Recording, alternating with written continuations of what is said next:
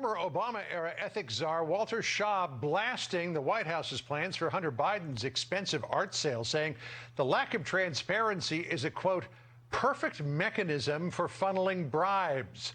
Let's bring on our panel now. Fox News contributor Leslie Marshall and David Avila, chairman of CPAC. I've had a few conversations with Walter Shaw. He seems to be a straight shooter. You know, he calls it as he sees it. Leslie, this idea of this being a perfect mechanism for funneling bribes, what do you say?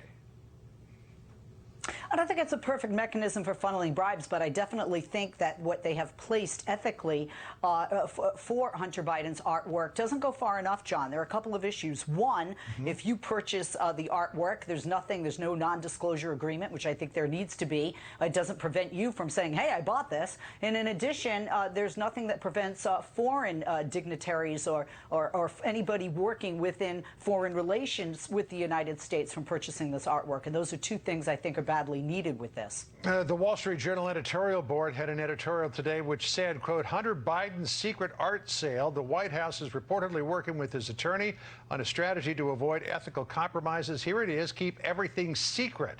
Yes, for real. That's the plan. As the paintings sell, apparently hundreds of thousands of dollars will simply appear in his bank account, and neither he nor the public will know where it came from. David, should we know where it came from?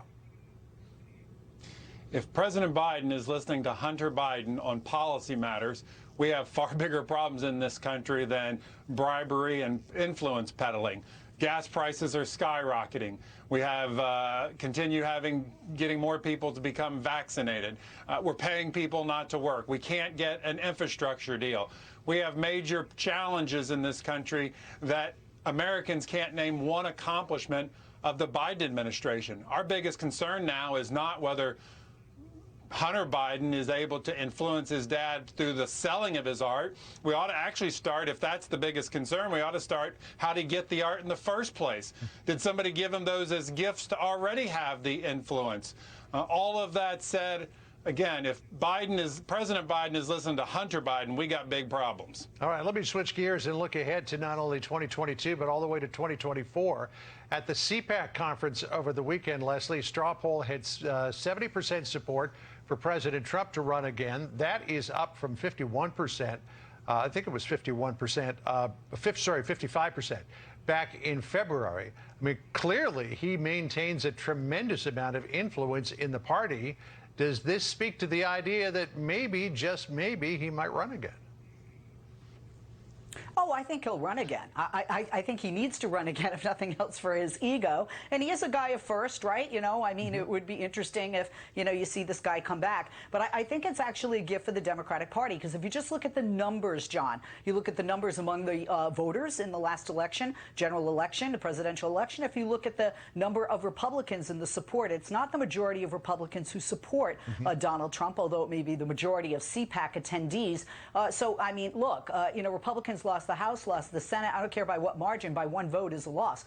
You lost the House, the Senate, and the biggest House of all, which is the White House, the Oval Office. I don't think it would be wise to have him as a candidate. I wouldn't be surprised if he runs. I think he'd get the nomination. But it's very hard to unseat an incumbent president, whether a Democrat or Republican, and those are the numbers as well. You know, David, obviously at CPAC, you have a lot of conservatives. They're true believers. A lot of them really still have a lot of affection for President Trump.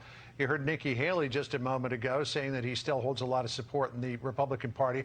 But contrast that with what she said not long ago. She said his actions since Election Day will be judged harshly by history. I don't think he's going to be in the picture. He's fallen so far. Has he managed to climb back up again, or do you think that Ambassador Haley's statements from earlier this year do still have resonance with more moderate Republicans? It's no surprise that Donald Trump got 70% of CPAC attendees. They came there to see and hear him.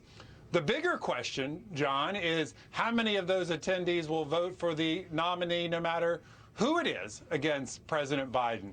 And all of this talk of President Trump really is bad news for President Biden, who, again, Americans can't name a single accomplishment.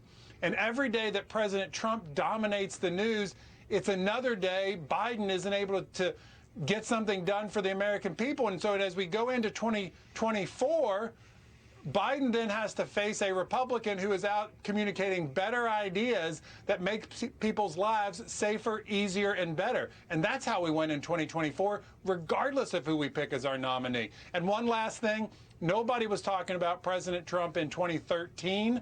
At this point, we have a long way to go, team, before we know who our nominee is going to be. Yeah, well, they say a day is a long time in politics, a week is a lifetime.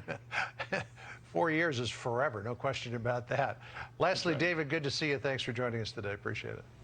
Thanks. Sandra?